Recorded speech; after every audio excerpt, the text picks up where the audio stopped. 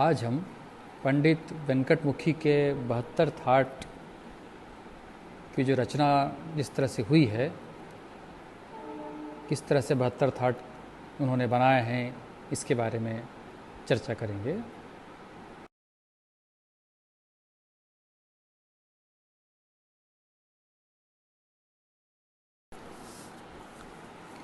दक्षिणी संगीत पद्धति के विद्वान लेखक पंडित वेंकटमुखी ने थाटों की संख्या निश्चित करने के लिए गणित का सहारा लिया और पूर्ण रूप से हिसाब लगाकर थाटों की कुल निश्चित संख्या 72 बताई। एक सप्तक के 12 स्वरों से 72 थाट कैसे बनते हैं, इसे समझते हैं। पहले हम 12 स्वर लिख लें, कोमल तीव्र सब मिला के, जैसे सा कोमल रे शुद्ध रे, कोमल ग शुद्ध मध्यम तीव्र मध्यम, पा कोमल ध शुद्ध ध, कोमल नी और शुद्ध निषाद।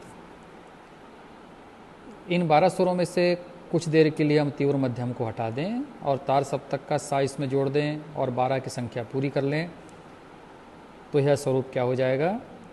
सा कोमल रे शुद्ध रे, कोमल ग शुद्ध मध्यम, प कोमल ध शुद्ध ध, कोमल निषाद शुद्ध निषाद और तार सप्तक का सा। अब इस स्वर समुदाय के हम 2 भाग कर दें, तो पहले 6 स्वरों वाले समुदाय को पूर्वार्ध कह लें और आगे के स्वरों के समुदाय को उत्तरार्ध कहें।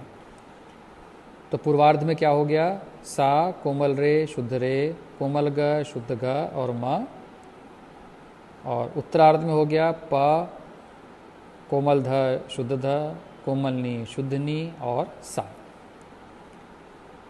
अब हमें देखना है कि प्रत्येक 6 स्वरों के समुदाय को उलट पुलट कर रखने से 4-4 स्वरों वाले कितने मेल बन सकते हैं। पहले हम पूर्वार्ध वाले स्वर समुदाय को लेकर चलते हैं।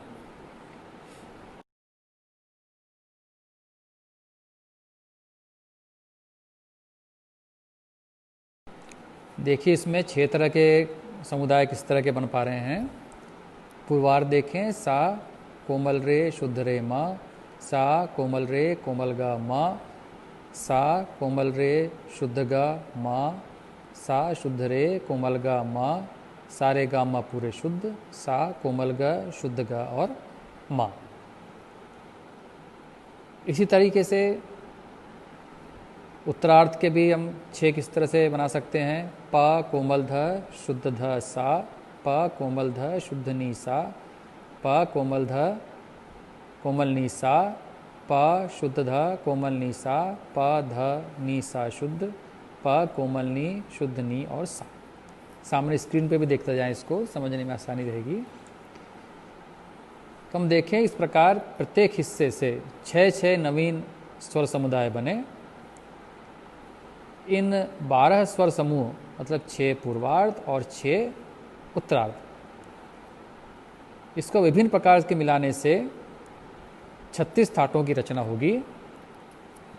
वो किस तरह से होगी ये आप देखें। सर्वप्रथम वेंकटमुखी ने पूर्व मेलार्ध के प्रथम स्वर समूह को उत्तर मेलार्ध के प्रथम हिस्से से जोड़ दिया और प्रथम थाट की रचना की, जैसे सा कोमल रे शुद्ध रे म, प कोमल ध शुद्ध ध और सा।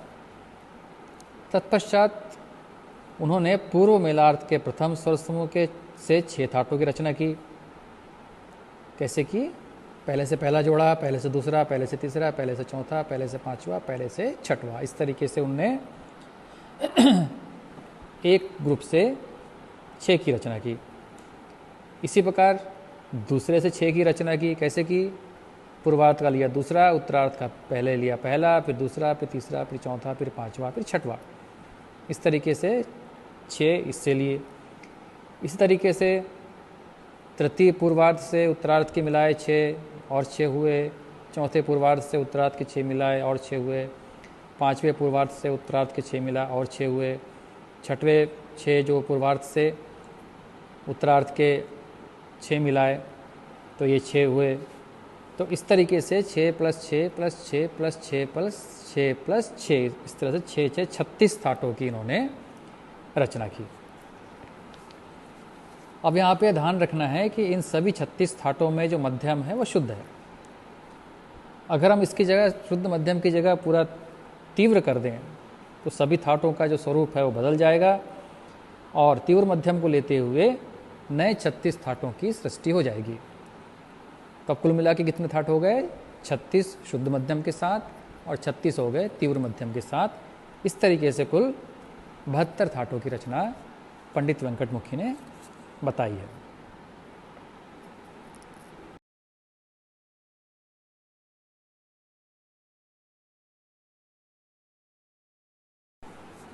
अब यहाँ पर एक शंका होना स्वाभाविक है कि जब थाट संपूर्ण होता है तो ऐसा क्या कारण है कि थाट संख्या 1 में ग और नि वर्जित हो गए। एक मतलब सा रे रे मा पा ध ध सा में ग नि वर्जित हो गए, और इसी प्रकार ये चीज़ कुछ और थाटों में देखा जा सकता है जिसमें कुछ में रे तथा कुछ में ग वर्जित हो गए।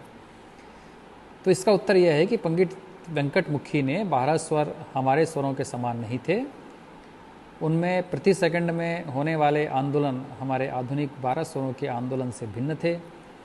वेंकटमुखी ने थाट को संपूर्ण बनाने के लिए अपने स्वरों के कुछ और नाम ही रख दिए, जैसे सा रे, सा कोमल रे शुद्ध रे मा को उन्होंने सा रा गा मा इस प्रकार नाम दे दिया। कैसे दे दिया देखिए, जैसे हमारा पूर्वार्ध सप्तक की भाषा में हम लिखेंगे इसको सा कोमल रे शुद्ध रे मा, तो पंडित वेंकटमुखी के कल्पित नाम क्या थे? सा रा गा मा।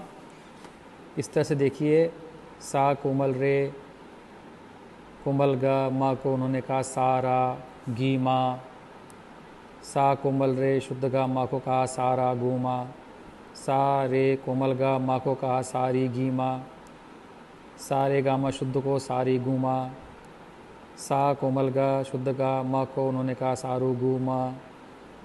इस तरीके से पूर्वार्ध है। और ऐसे उत्तरार्ध देखें, प कोमल ध शुद्ध ध सा को उन्होंने कहा प धा ना सा, प कोमल ध कोमल नी तार सप्तक के सा को कहा प धा नी सा।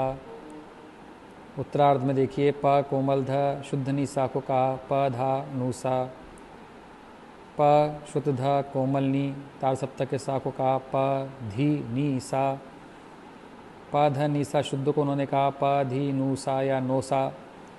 ऐसी लास्ट में अंतिम प कोमल नी शुद्ध नी सा को उन्होंने कहा प धू नू सा। इस प्रकार उन्होंने कल्पित संज्ञाएं देकर 72 थाट की संपूर्णता है उसमें कायम रखी है। और इस युक्ति से जो कोई भी स्वर आपको एक बार देखने से वह स्वर वर्जित नजर नहीं आता। इस तरीके से आज हमने पंडित वेंकटमुखी ने 72 थाट किस तरह से बनाए इसके बारे में जानकारी प्राप्त की।